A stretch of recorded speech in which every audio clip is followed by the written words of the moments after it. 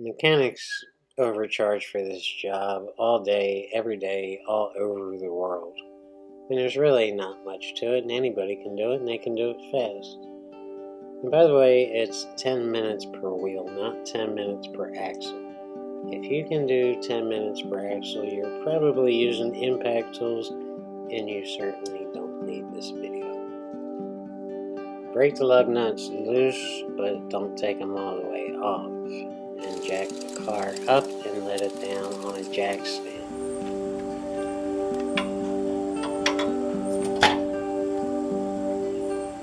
Now take the lug nuts all the way off and remove the wheel.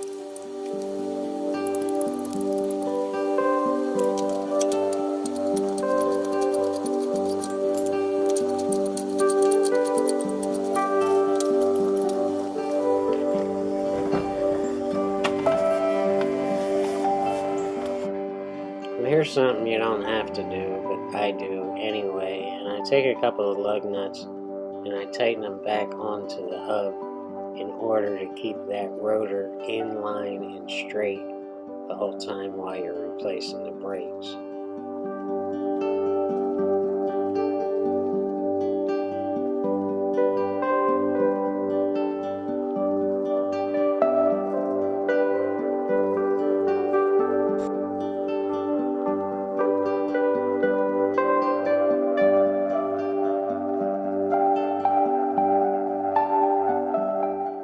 And now you're going to loosen up the bleeder screw and take a flathead screwdriver and try to pry it in there to press that piston closed inside the caliper. This will make it easier to take the caliper off, and the brake won't be seized to the actual rotor, and you'll just have more room and more freedom to just remove the caliper.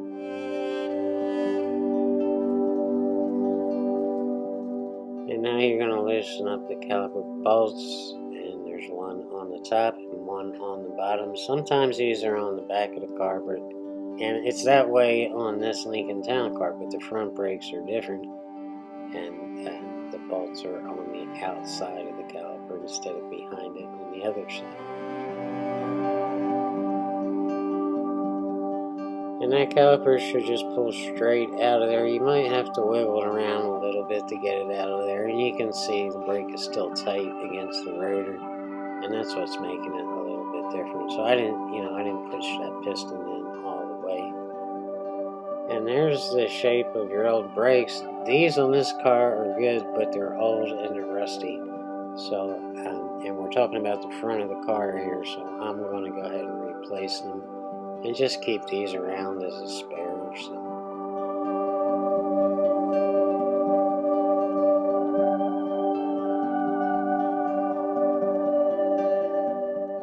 So now here's a trick my friend Mark taught me, to just take a big C-clamp and put a piece of wood against the piston so you don't scratch it, and go ahead and use that to close the caliper all the way. And because we're putting new brakes on, and they're going to have a lot more meat than the old brakes, so you want this caliper piston closed as far as it can close, just to make it easier. Otherwise, you're just not going to have enough room to put the caliper between, to put it back on the rotor. It's just going to be too tight and not going to have enough room to fit the rotor. So yeah, just loosen up the bleeder screw again and close that piston.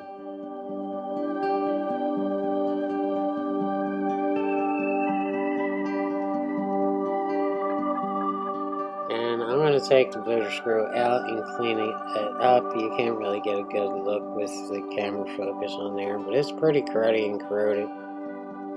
I've said this a lot lately, this car sat for 4 years. So I'm just going to clean up that bleeder screw, because this can be a problem in the future, and you don't want all that corrosion breaking off and running through the brake fluid lines. And you can see I just sprayed my camera lens there with brake fluid. You can see around the edges there, like a dummy. Just pressing the air into that bleeder screw to blow it out and blow out any dirt in there, and I got brake fluid all over my camera lens. And now that that's all cleaned up, I'm just going to screw it back in and stop the bleeding from this caliper.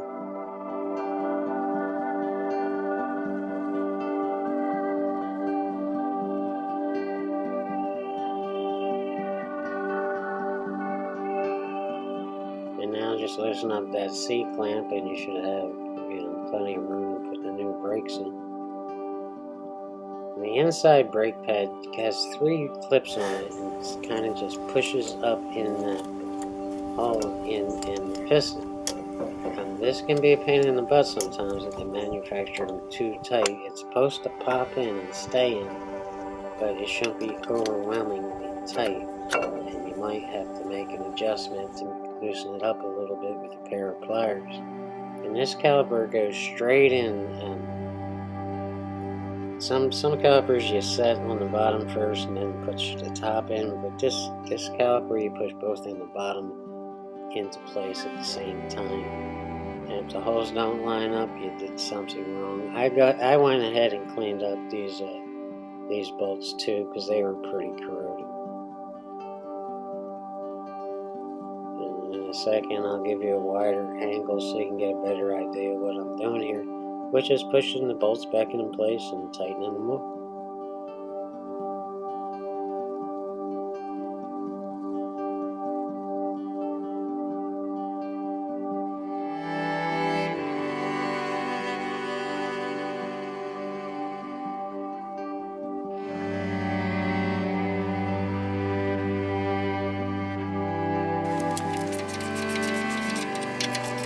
And I'm going to use a pipe.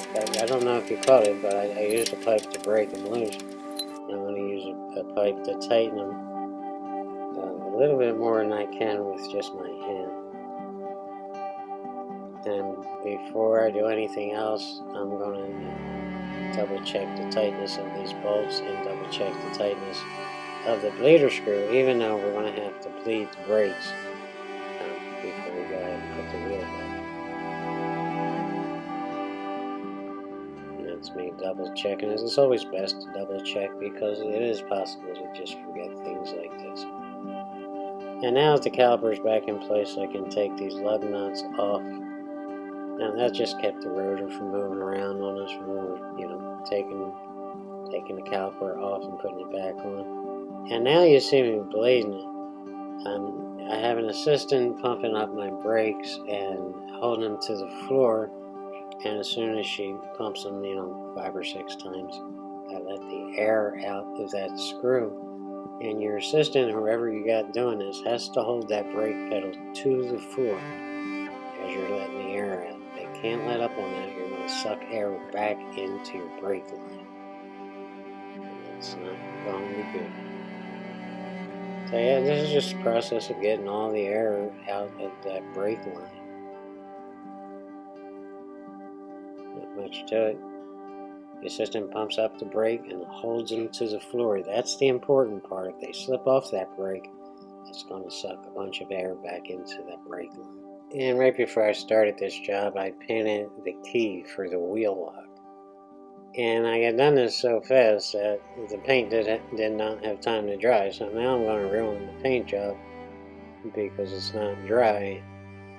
And I just wasn't thinking when I started. I should have done it after the job, but I painted it to make it easier to find because it just looks like a regular old nut if it's just laying around somewhere.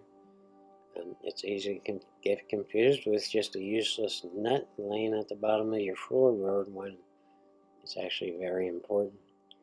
So you can go ahead and take the car, and just set it back down on the ground to tighten these lug nuts up the way they're supposed to be. And don't forget to top off the brake fluid reservoir. This is important and people forget it all the time. And that's it, you're basically done here. Now I gotta put the center cap back on. And this turns out to be the biggest hassle of this job. And I always get hung up on the stupidest little minor details. And this cap just will not go back on. And I remember years ago I had a problem with it. Just on this wheel, the rest of the other 3 go on. This one snaps on. So it takes a little bit of pressure, but not as much as you see me doing here. wind up getting a rubber mallet and trying to hammer it in place. But anyway, I want to thank you guys for tuning in to this video. That's it. Brakes are easy. Once you do it, 3 or 4 times, you'll be a master at it. And you'll be very fast at it. There's really not much to it. That's it. Thanks for tuning in. Please subscribe and peace.